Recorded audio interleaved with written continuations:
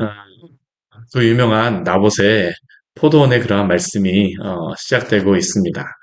오늘 그 1절 말씀 보게 되면 그 후에 이 일이 있으니라라고 하는 그러한 말씀으로 시작하고 있습니다.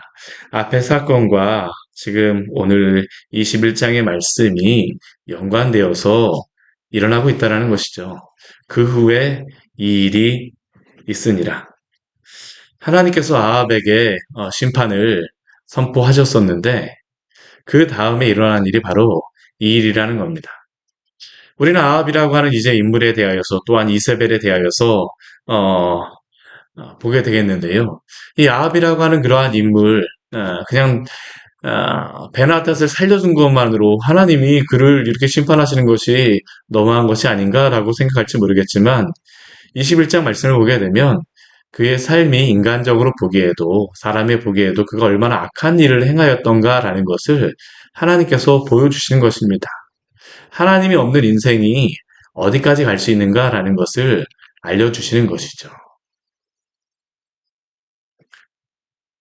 오늘 말씀 보면 이 말씀의 중심이 되는 나봇이 나오고 있습니다. 이 사람은 어디 사람이냐면 이스라엘 사람 나봇이라고 이야기합니다. 이스라엘이라고 하는 그러한 의미가 씨를 뿌리다, 흙 뿌리다 뭐 그런 의미가 바로 이스라엘입니다. 우리가 호세아 말씀해 보게 되면 그의 아들의 그러한 그 이름 가운데 하나가 바로 이 이스라엘이었었는데요. 바로 이 이스라엘이 흙뿌리다라는 그러한 의미로서 그 지역의 그러한 의미로서 가지고 있는데 이게 씨앗을 뿌리는 것과 같이 그 지역이 굉장히 농사하기에 좋은 지역입니다. 오늘날 가봐도 이스라엘의 농사를 짓기에 이렇게 좋은 지역이 있는가? 물이 많습니다. 그리고 이 평야다 보니까 대부분은 산지가 많은 그러한 지역인데 이 에브라임 산지와 또 갈릴리도 산지가 많습니다. 그러한 지역 그 사이에 이 이스라엘 골짜기, 이 평지가 있어서 여기는 농사 짓기에 너무나도 좋습니다. 그리고 거기에 어떤 사람이 있었냐면 나봇이라고 하는 그러한 사람이 있습니다. 이 나봇이라고 하는 이름 자체가 어떤 의미냐면 싹을 틔우다 뭐 이런 게 바로 이 나봇이라는 이름입니다. 그러니까 이름 자체가 무엇입니까? 나는 농사를 짓는 사람입니다. 농사를 짓기에 좋은 지역에 어, 농사를 짓는 사람이 있습니다. 참 좋은 곳에 있는 사람이죠. 축복받은 그러한 사람입니다. 그런데 이렇게 이곳에서 농사를 잘 짓고 있는 농부였던 나봇, 이스라엘의 포도원, 정말로 좋은 지역에 이 포도원이 있기에 얼마나 그는 농사를 지으면서 참 기뻤을까요? 하나님이 주시는 그 기쁨을 누리고 살았겠죠. 근데 참 안타까운 것은 무엇이냐 하면 이 옆에 이웃이 그렇게 좋지 않아요. 우리 1절 말씀에 보게 되면 사마리아의 왕 아합의 왕궁에서 가깝더니 이 사마리아 같은 경우는 이 이스라엘과 떨어져 있는 그러한 지역입니다. 한 3, 40km 떨어져 있습니다. 그런데 이 사마리아라고 하는 곳은 이 에브라임 산지에 있다 보니까 이 골짜기, 북이스라엘이 이 갈릴리 지역까지 다스려야 되니까 아마 이 아합이 그쪽에 가기에 편한 그러한 지역으로서 이곳에 이스라엘 골짜기에 왕궁을 지었던 것 같아요. 아합의 왕궁이 이곳에 있었던 거죠. 그런데 아합이 이 농사를 짓고 있는 나봇을 보니까 부러운 겁니다. 참 모든 것을 다 가졌다라고 할 만한 그러한 사람이 이곳에서 농사 짓고 있는 사람이 참 부러워요. 그가 나봇을 불렀습니다. 아합이 나봇을 불렀습니다. 내 포도원이 내 왕궁 가까이에 있으니까 내게 주어서 채소밭을 삼게 하라. 왕궁 가까이 곁에 있기 때문에 주어서 채소밭을 삼게 하라. 이것은 굉장히 인간적으로 보기에는 합리적인 것입니다. 가까이에 채소밭이 있으면 좋겠죠. 여기에 이 채소밭이라고 하는 그러한 단어는 그런데 자주 쓰이는 단어는 아닙니다. 성경에서 보게 되면 이 단어가 어디에 쓰였었냐 하면 그 신명기 말씀에서 애굽의 땅을 설명할 때 이 채소밭으로서 설명합니다. 신명기 11장 10절 말씀을 보게 되면 이렇게 말씀합니다. 내가 들어가 차지하려 하는 땅은 내가 나온 애굽 땅과 같지 아니하니 거기에서는 너희가 파종한 후에 발로 물대기를 채소밭에 댐과 같이 하였거니와. 그러니까 이 나봇이 채소밭을 만들고 싶다라고 하는 것은 이 나일강변에 있는 그 풍요로운 무엇인가를 만들고 싶다라는 것이죠. 이게 정원이라는 그러한 의미도 있습니다. 정원이라는 의미도 있어요. 이집트 주변에 있는 그러한 정원과 같이 나도 그것을 가지고 싶다. 풍요로운 지역에 이곳에 나도 내 왕궁 주변에 이 채소밭 정원을 가지고 싶다. 이게 바로 아합의 그러한 생각입니다. 왕궁 옆에 그 정원 있으면 얼마나 좋겠습니까? 그렇죠. 그래서 그가 나봇에게 제안합니다. 나에게 그 포도밭을 달라. 그러면 내가 더 아름다운 포도원을 내게 줄 것이고, 또 만일 내가 좋게 여긴다고 하게 되면 그 값을 돈으로 주리라. 우리가 인간적으로 보기엔 참 좋은 그러한 제안입니다. 합리적인 그러한 제안이고요. 근데 한 가지가 문제가 있죠. 무엇입니까? 이스라엘 사람들은 땅을 자기 마음대로 사고 팔 수가 없습니다. 그러니 나봇이 아합에게 바로 대답을 하죠. 내 조상의 유산을 왕에게 주기를 여호와께서 금하실지로다. 이스라엘 백성들이 머무른 그러한 곳은 자기가 원한다고 해서 머물 수 있는 곳도 아니고, 자기가 농사를 짓고 싶다고 해서 농사를 지을 수 있는 곳도 아니고, 자기가 사고 싶다고 해서 마음대로 살 수 있는 것도 아닙니다.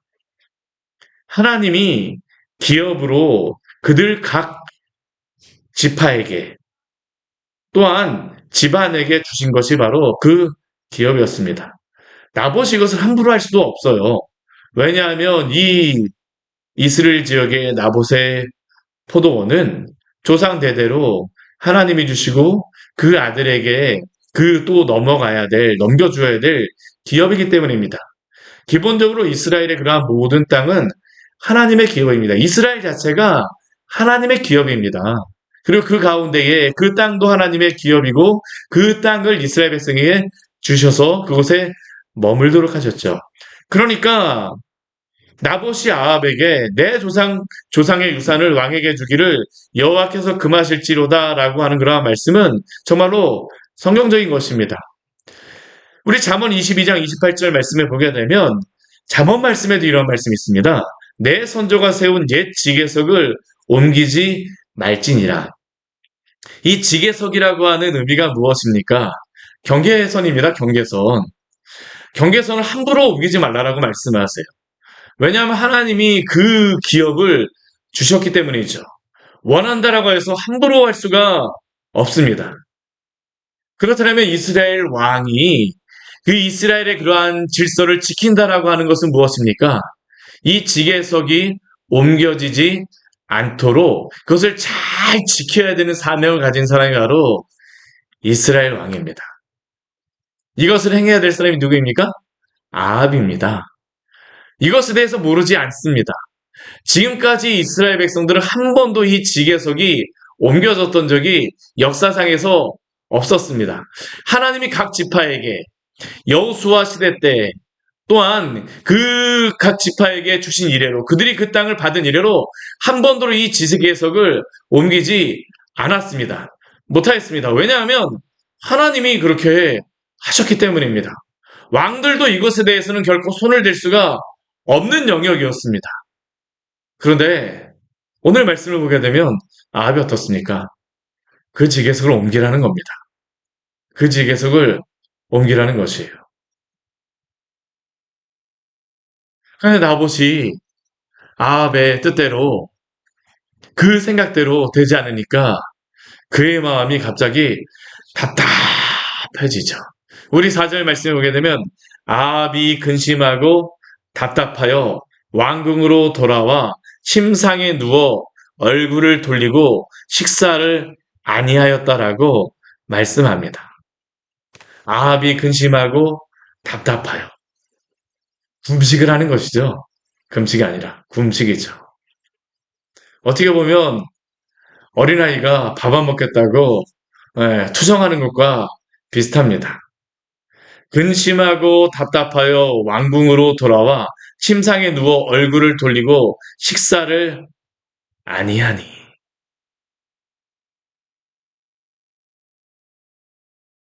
그런데 아합이 근심하고 답답할 때가 이번 한 번이 아닙니다. 앞에 우리 43절 말씀에서 20장 43절 말씀에도 보게 되면 거의 동일한 말씀이 있습니다.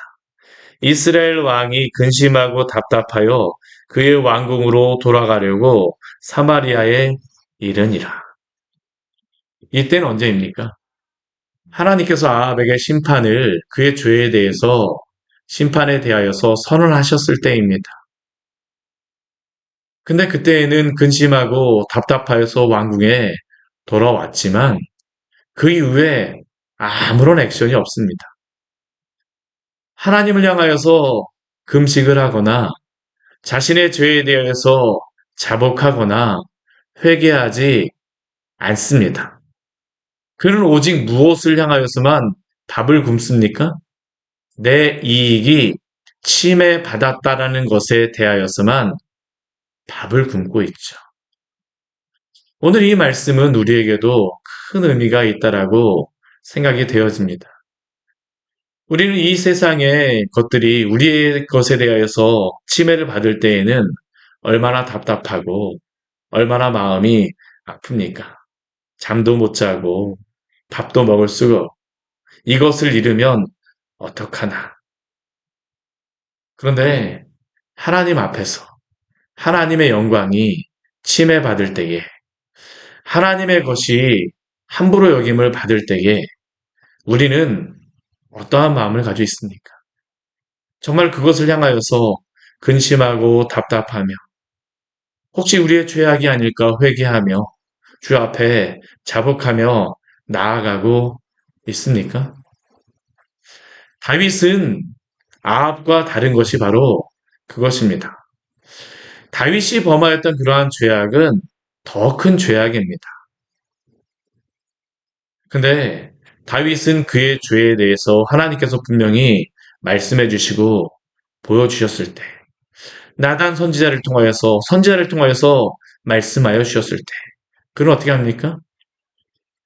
자신이 죄를 깨닫고 자신의 침상이 젖도록 회개하며 주 앞에 나아가고 있죠. 그런데 오늘 아합에게는 그 일이 없습니다.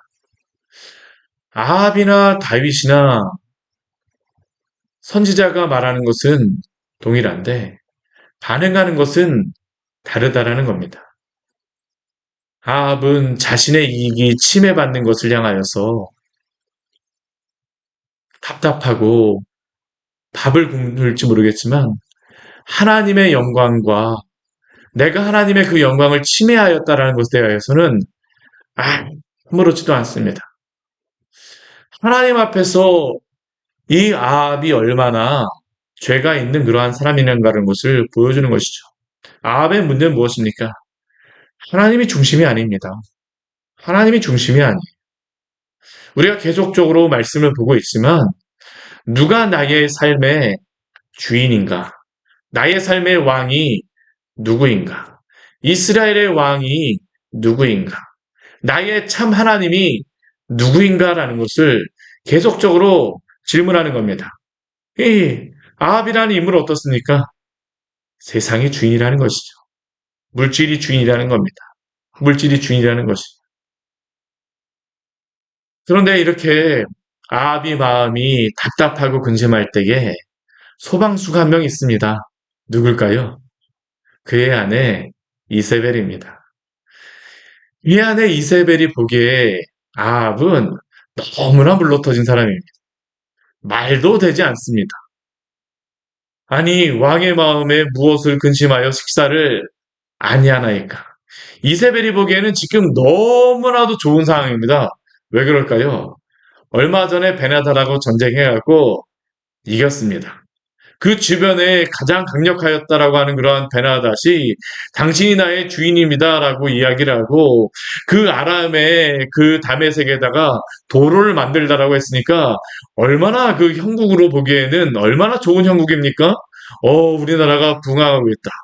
뭐 전쟁의 문제도 아니고 아무런 문제가 이세벨이 보기에는 아무런 문제도 없습니다. 근데 자신의 남편 아합이 와갖고 갑자기 끙끙 앓고 있는 겁니다. 그러니까 이세벨이 이해가 안 돼갖고 질문하죠. 아니, 왕이시여 도대체 왜 그렇게 근심하고 식사도 아니하십니까? 그러자 아합이 이세벨에게 이 나봇과의 그 일에 대하여서 이야기하죠. 그가 대답하기를 내가 내 포도원을 내게 주지 아니하겠노라라고 말하였기 때문에 내가 식사를 하지 않고 있다. 우리가 보기에 아합은 어떻습니까? 우리가 보기에 아합은 어떻습니까? 어린아이 같지만 보입니까? 이세벨이 보기에는 투정하는 아이와 같습니다. 그러니까 7절 말씀해 보게 되면 그가 그녀가 아합에게 무엇이라고 합니까? 왕이 지금 이스라엘 나라를 다스리시나이까? 지금 이스라엘의 왕은 도대체 누구입니까? 라고 질문하는 것이죠. 이세벨은 철저하게 이스라엘의 왕이 누구라고 질문하는 겁니까? 당신입니다. 아합 당신이 바로 이스라엘의 왕입니다. 이게 바로 이세벨이 가지고 있었던 그러한 생각이었죠. 시돈 왕의 딸이었던 이세벨이 보기에는 왕은 그냥 그 나라의 모든 것을 다 가진 사람입니다. 나봇의 포도원을 가지고 싶으면 너 나가. 그 한마디면 된다라는 것이죠. 왕이 그렇게 근심할 이유가 없다라는 겁니다. 그러니까 그녀는 어떻습니까? 그냥 세상적인 방법을 하는 겁니다. 수단과 방법을 가리지 않죠. 그가 아합에게 말합니다. 일어나서 식사를 하시고 마음껏 즐겁게 하십시오. 마음을 즐겁게 하십시오. 내가 이스라엘 사람 나봇의 포도원을 왕께 드리겠습니다. 그래서 어떠한 방법으로 이세벨이 돌리는 겁니까? 주변의 사람들에게 편지를 씁니다. 나봇과 함께 사는 장로와 귀족들에게 이 편지를 보내는 겁니다. 그 안에 무엇이 있습니까? 금식을 선포하고 나봇을 백성 가운데 높이 앉힌 후에 불량자 두 사람을 세워서 이 사람들이 하나님 나봇이 하나님과 왕을 저주하였다라고 들었다라고 말하는 것이죠. 하나님을 이렇게 저주하게 되면 거기에 대한 죄값을 물으라는 겁니다. 근데 이것은 말도 안 되는 겁니다. 십계명의 9번째 계명을 범하는 것이죠. 그것뿐만 아니라 사실 십계명의 모든 것이 다 무너지는 겁니다. 하나님이 아니기 때문에 하나님이 인정하지 않기 때문에 거기서부터 일어나는 것이죠. 사실 십계명 모든 것이 다 무너지는 겁니다. 살인하고 하나님을 하나님 대접하지 않고 예배하지 않고 거짓말하고 모든 것을 도적질하고 그 일을 그냥 행하는 것이죠. 아무렇지도 않게 하고 있습니다. 근데 이것의 시작이 무엇입니까? 거짓입니다. 거짓. 그렇죠. 거짓말. 참 이 거짓말이라고 하는 것이 얼마나 이게 악한 죄인지를 모릅니다. 사단이 거짓의 압이라고 이야기를 하는데 성도의 삶에서 거짓이 없어야 되겠죠. 그리고 결국 이제 내일 말씀 오게 되면 나봇은 이제 죽임을 당하게 될 겁니다. 이 말씀 오게 되면 아합의 그 죄악이 무엇입니까? 아합은 하나님이 진멸하라고 하신 베나닷은 살려주지만 자신이 보호해야 될 이스라엘 왕으로서 지켜야 될 포도원의 그러한 기업을 맡은 나봇은 죽입니다. 이것이 바로 이세벨과 아합의 죄죠. 자신들의 욕심과 탐욕만을 채우고자 하는 그러한 죄가 나오고 있습니다. 사랑하는 성도 여러분, 우리는 이 세상 가운데에서 물질 세상 가운데 살아가고 있습니다. 우리도 이 세상 가운데 살아가기 때문에 여러 가지 많은 생각들이 듭니다. 그러나 우리가 하나님 앞에서 정직하고 바르게 살기를 원합니다. 하나님이 우리의 왕이 되어 주셔서 정말로 물질의 종로로 타는 이 시대 속에서 주님, 주의 교회와 주의 백성들이 종로로 타지 않고 주의 백성으로서 교회로서 당신의 그러한 일들을 감당하게 하여 주시옵소서. 또 주님 앞에 기도하며 우리가 이 길을 살아가기를 원합니다. 같이 기도하도록 하겠습니다. 하나님 아버지 오늘 말씀을